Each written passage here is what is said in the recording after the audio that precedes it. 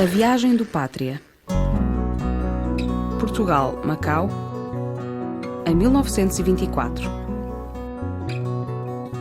Foi há 100 anos que 3 portugueses voaram pela primeira vez entre Portugal e Macau, numa altura em que a audácia humana testava continuamente os limites de uma aeronáutica nascente. A viagem transcontinental de Brito Pais, Sarmento de Beiros e Manuel Gouveia, apoiada e seguida atentamente pelos portugueses, deixou uma marca na história da aviação. Aqui contamos como tudo se passou.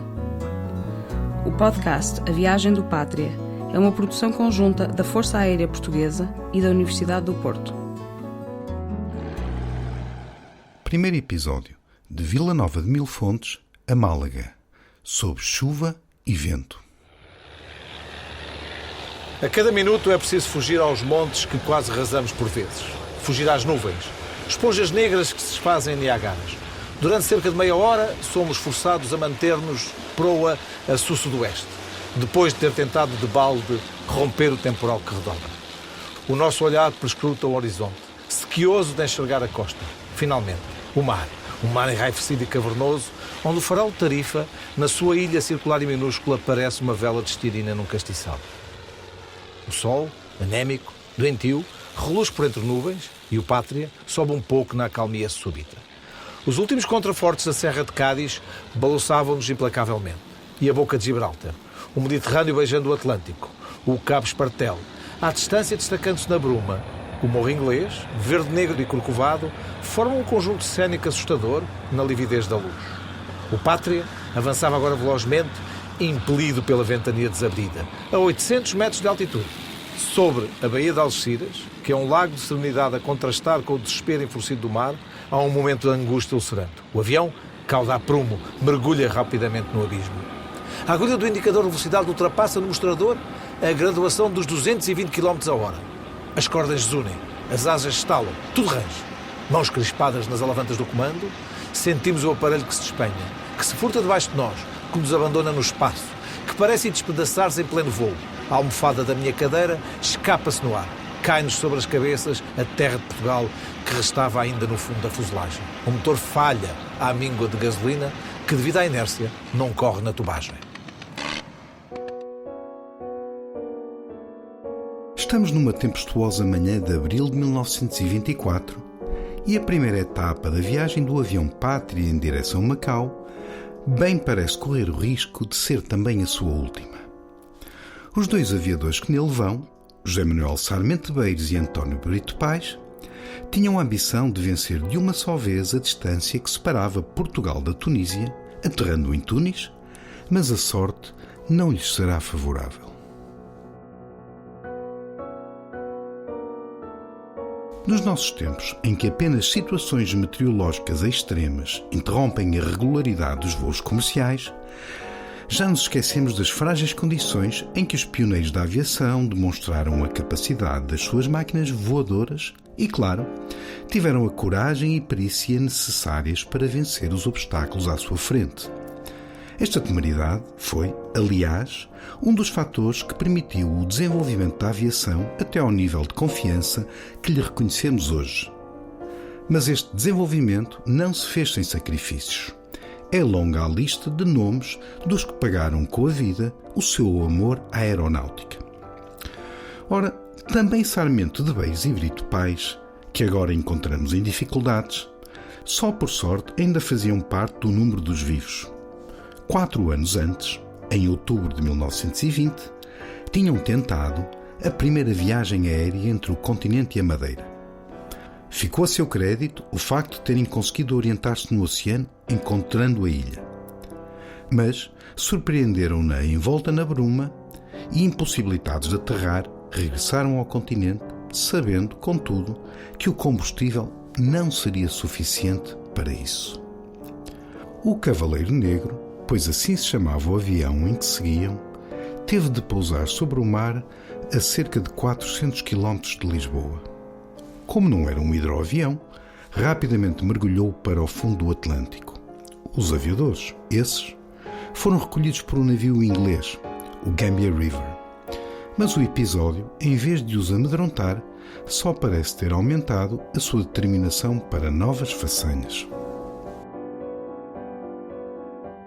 No momento em que os reencontramos nos céus tempestuosos do sul de Espanha, o capitão Brito Pais tem quase 40 anos e o capitão Sarmento de Beires é cerca de 8 anos mais novo.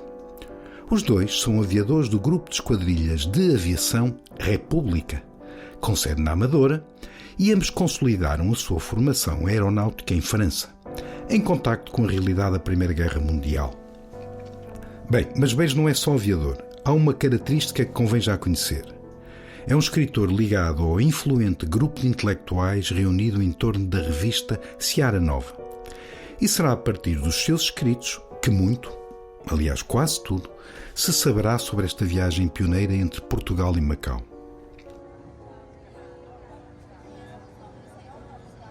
Não se julgue que a projetada viagem do Pátria não andou, na época, nas bocas do mundo. Na realidade, a sua concretização só foi possível graças a uma subscrição pública lançada no final de 1920, ou seja, muito pouco tempo depois da tentativa falhada de chegar à Madeira.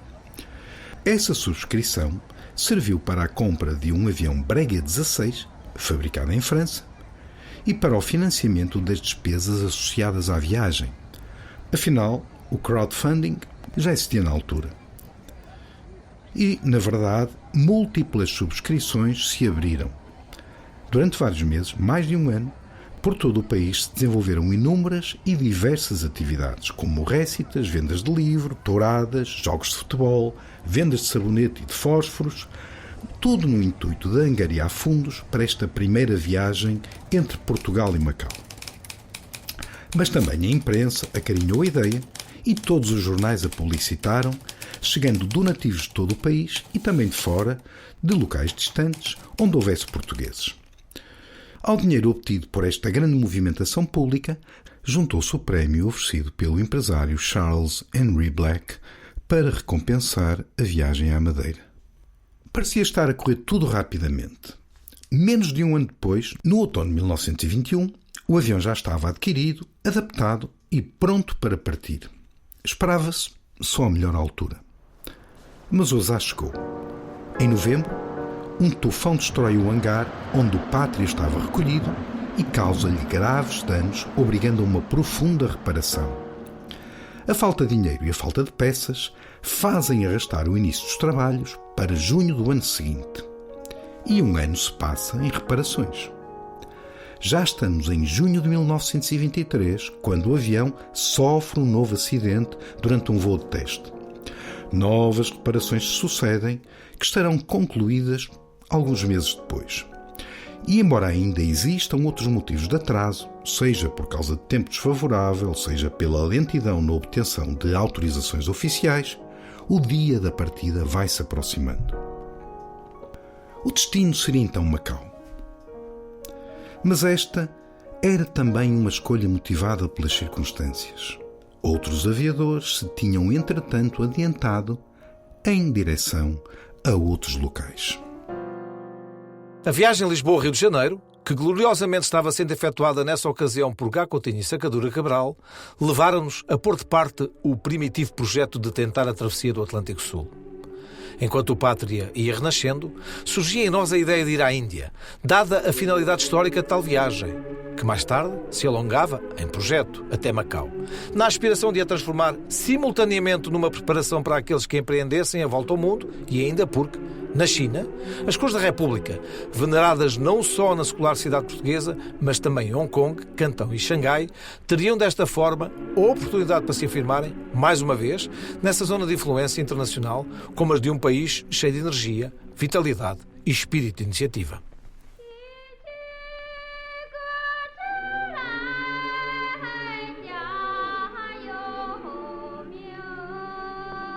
A 2 de abril de 1924, o Pátria voa da Amadora para a pista algo improvisada de Vila Nova de Mil Fontes, mas cuja grande extensão permitia a descolagem segura do avião totalmente carregado.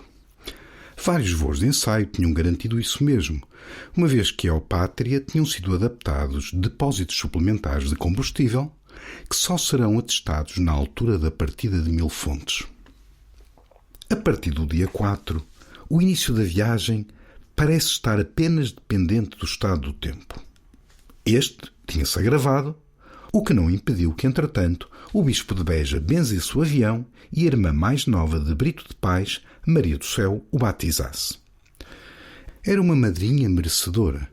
Apoiada por um grupo de amigas, Maria do Céu tinha sido responsável por iniciar no Alentejo uma subscrição pública que, estendendo-se a todo o país, permitiu a continuidade do projeto quando este estava em dificuldades. Em Mil Fontes, espera-se pelo bom tempo, que tarda em chegar, impacientando os aviadores. Apesar da incerteza do momento da descolagem, uma multidão aguarda a partida do Pátria na madrugada do dia 7 de abril.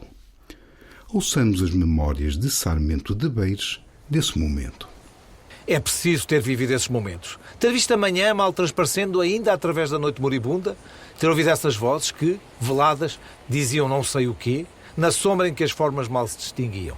É preciso ter visto as mãos inquietas de Maria do Céu, preparando-nos a pequena refeição, como se consumasse um rito litúrgico. O Pátria, com dor gigante de alumínio e seda, recortava-se na sombra agonizante como um fantasma estranho. Parecia outono, cheirava a terra úmida. Gente, muita gente, não sei quanta, chailas, lenços, vultos masculinos, crianças. E o murmúrio das vozes mal se distinguia do Atlântico. Se era quase tudo gente do mar. Francisco de Sousa, o mecânico, andava em torno da águia, verificando o hélice, os cabos, os comandos, cuidadoso e apreensivo. Vamos! Quem disse a palavra? Nem sei. Há segundos que são vácuo na memória. O motor está em marcha.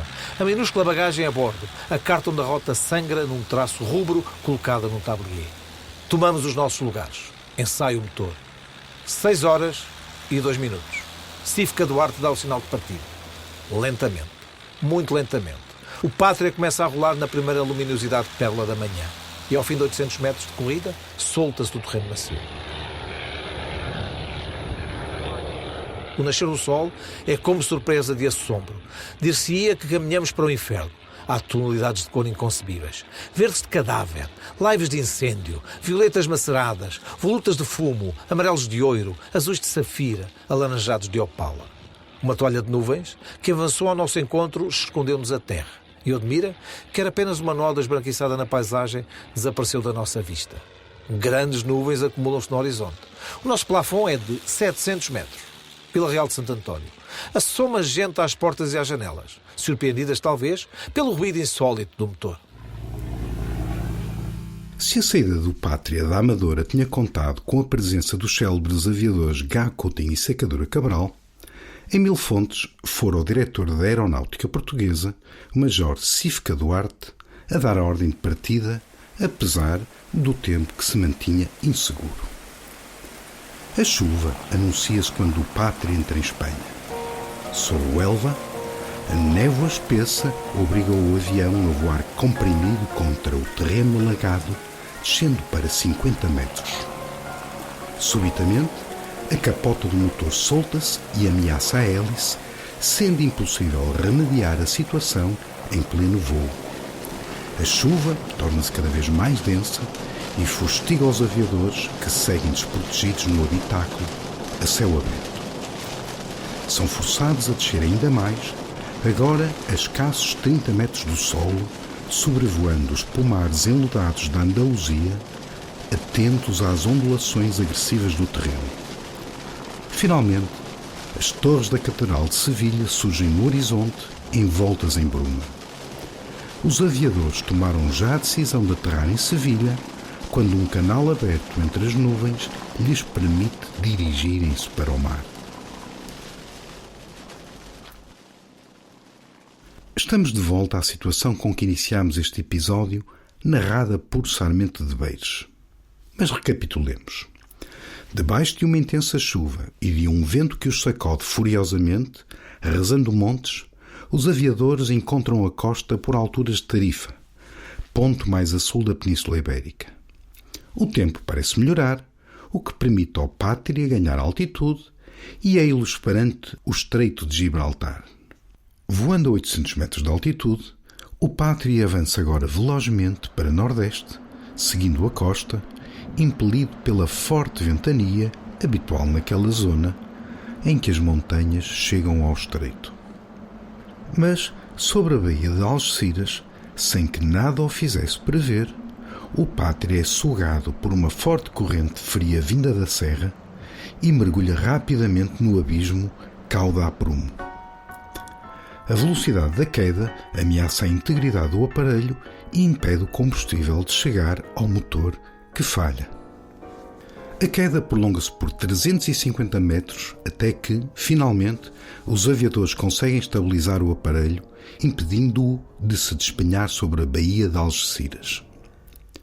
Mas era óbvio que não podiam tentar atravessar o Mediterrâneo. A chuva e o vento incessantes convencem-nos de que não seria apenas imprudência, mas loucura. E não há alternativa senão aterrar em Málaga. A cidade surge diante do aparelho, sob o céu toldado. Depois de 2 voltas à pista, o Pátria inicia a descida até tocar o terreno macio do campo de aviação. Na rolagem, atola-se um pouco, mas por fim imobiliza-se.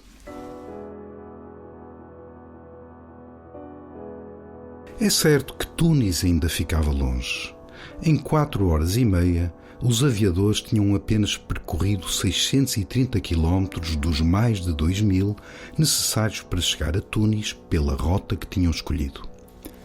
Mas talvez este objetivo para a primeira etapa fosse irrealista. Os pilotos, esses, devem ter sentido um misto de desilusão e de alívio, uma vez que tinham conseguido que o avião não se despenhasse e ultrapassado a tempestade. Apesar de tudo, terminava de forma segura a primeira etapa do voo que tinha por alvo chegar a Macau. O aeródromo de Málaga servia à aviação francesa que rumava às possessões ultramarinas no norte da África e tinha tudo aquilo de que o Pátria pudesse carecer: material, gasolina, óleo e, o que era mais importante, mecânicos competentes para fazer a revisão do Breguet 16. Os portugueses não foram os únicos a ser surpreendidos por aquela tempestade. Um dos aviões da companhia Latécoère, uma empresa de construção aeronáutica também pioneira no desenvolvimento de serviços postais entre a França e as suas colónias, fora igualmente forçado a aterrar de emergência em Málaga nesse dia. Nesta idade heroica da aviação, a Latécoère contava entre os seus aviadores com o célebre Antoine de Saint-Exupéry, autor de O Príncipezinho, ele próprio envolvido em diversos acidentes aéreos. Definitivamente, ser piloto nos anos 20 era uma profissão muito arriscada. O mau tempo prenderá Sarmento de Beires e Brito Pais em Málaga por todo o dia seguinte, enquanto o aparelho era visto e revisto para largar na primeira aberta de tempo que aparecesse. O excelente acolhimento do cônsul honorário de Portugal em Málaga, Eduardo Frappoli, que os tenta distrair com uma visita à cidade, não reduz a sua impaciência em partir. Sarmento de Beires tem elogiosas palavras para este malaguenho, geógrafo, poliglota, docente do ensino superior, autarca, republicano, moderado, que tinha assumido exatamente nesse ano de 1924 o consulado honorário de Portugal. Frappoli tinha então 28 anos. Alguns anos mais tarde, na Segunda República Espanhola, será deputado ao Congresso, para depois, com o franquismo, ser forçado a exilar-se no México.